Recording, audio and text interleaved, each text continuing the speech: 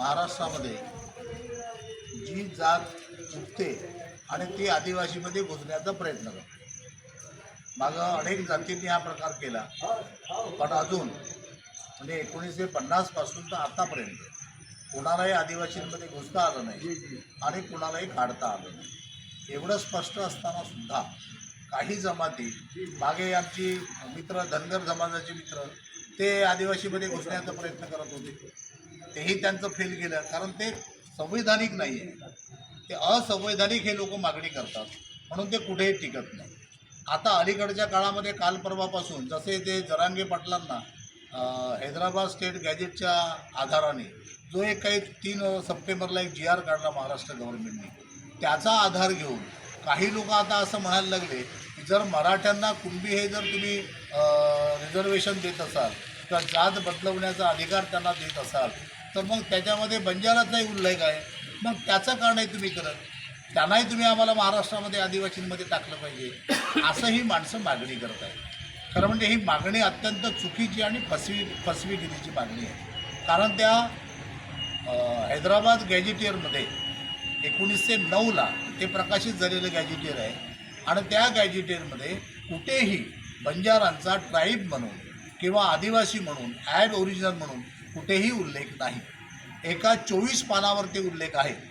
तर तो उल्लेख असा आहे की बंजारा लंबाडी लंबाडा आर बंजारा, आणि ते असं म्हटलं की त्यांना हे लोक ग्रेन कॅरियर म्हणजे धान्य वाहून देणारे, धान्याची वाहन करणारे, असा त्यांचा उल्लेख त्यामध्ये आहे.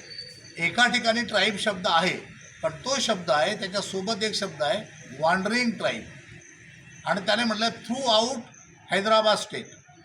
पण आदिवासींची जी कसोटी आहे ते एक कसोटी अशी आहे की आदिवासी जमाती ह्या एका विशिष्ट भूभागात राहतात, त्या पूर्ण भारतभर नाही, पूर्ण महाराष्ट्रभर नाही.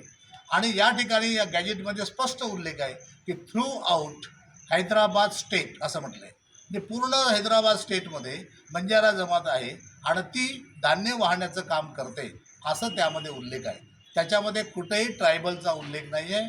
पण त्याचसोबत एक वाक्य आहे, द इम्पॉर्टंट ॲब ओरिजिनल ट्राईब, त्याला लागून शब्द आहे गोंड अँड भिल्ल, असा उल्लेख आहे. या दोघांना त्यांनी ॲब ओरिजिनल ट्राईब म्हटलं आहे आणि बंजाऱ्यांना असं म्हटलं आहे ग्रेन कॅरियर. एवढा स्पष्ट उल्लेख त्या हैदराबादच्या गॅजेटमध्ये आहे. पण ही माणसं त्या वाक्याची अदलाबदल करून फुल स्टॉप इकडे काढून तिकडे लावून हे लोक आम्ही ट्राईब आहोत, आम्हालाही त्या सवलती देण्यात यावा, अशा पद्धतीचा डांगोरा पिटत आहे. हे जर खरं असतं तर भारताचं संविधान आणि त्यातलं 342 कलम, त्या कलमावरती आदिवासींसाठी तेव्हाच आयोग बसला, कमिटी बसली, आणि त्याच्या अतिशय भारतातले धुरंधर मानववंशशास्त्रज्ञ लोकांची ती कमिटी होती, आणि त्यांनी भारतामध्ये कोण आदिवासी आणि कोण नाही आहे याचा उलगडा तेव्हाच केला. आणि 1950ला ती लिस्ट प्रकाशित झाली.